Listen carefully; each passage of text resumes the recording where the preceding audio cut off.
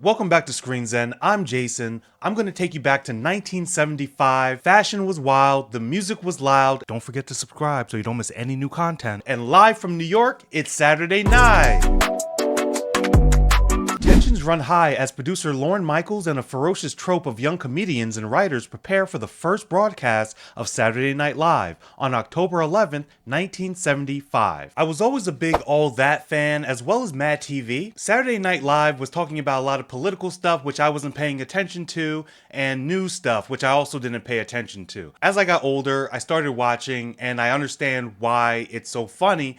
This gave me an opportunity to see how it all started. There's plenty of standouts, let's get into it. This was a fast-paced comedy. As I'm watching the thing, the quips, the jokes are just coming flying. And you can imagine as they're having all these comedians on Saturday Night Live that they did bring that to the forefront, how chaotic it was. That was the main point of it.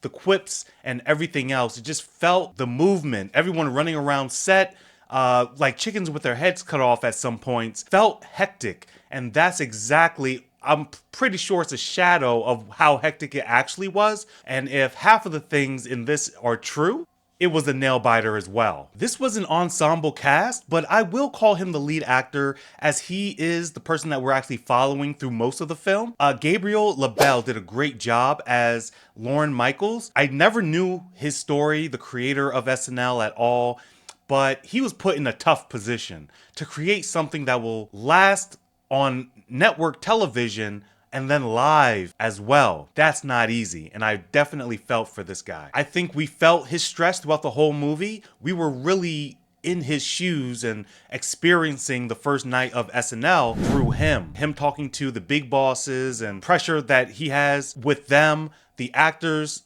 pretty much revolting, and he has to be the glue that sticks everyone together, gets everyone on board to the mission at hand. I think he had a great arc as well. We're talking about from someone who is timid, going from not sure if he's able to do this, to then having confidence that, yeah, we're gonna make a show that we wanna make. I know who we have in play. Let me put on my big boy pants and get the job done. The rest of the cast was amazing as well, but there were only a few people that I actually recognized of who their character was playing.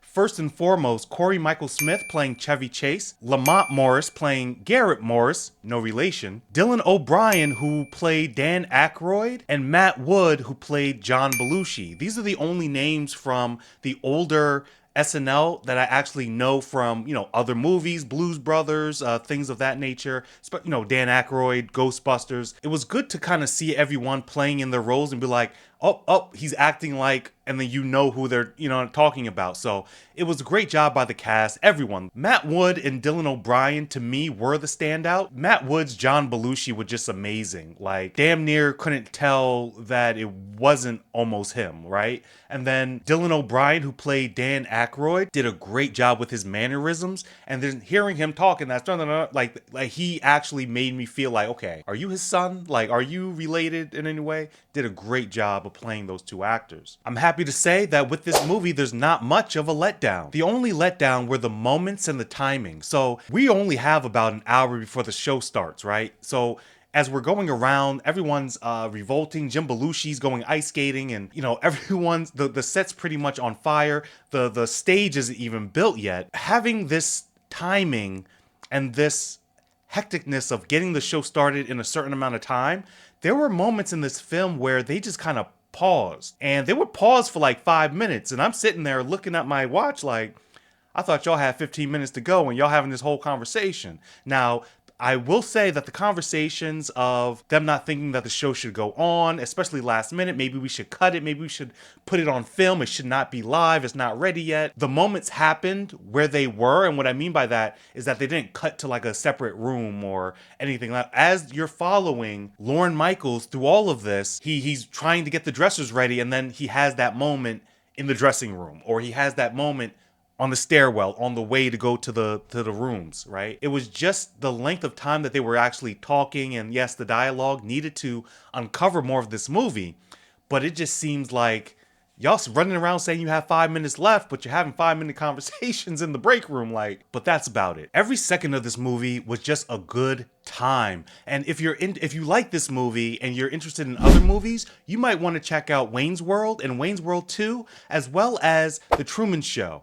They have similar vibes. And you'll see other SNL alumni. Overall, I gave this movie a 4 out of 5. The cast was great. The momentum of the film, keeping that hecticness, did a great job. The comedy kept me laughing all the way through. And the supporting characters did a great job of portraying alumni SNL characters. But some of the timing and the momentum are a little lessened when we're talking about the conversations they're having throughout the film. Albeit very important, just something that I wish were kept a little bit closer to the rush of the timing in the film. Guys, as always, I have more movies here, and I look forward to seeing you all in the next one.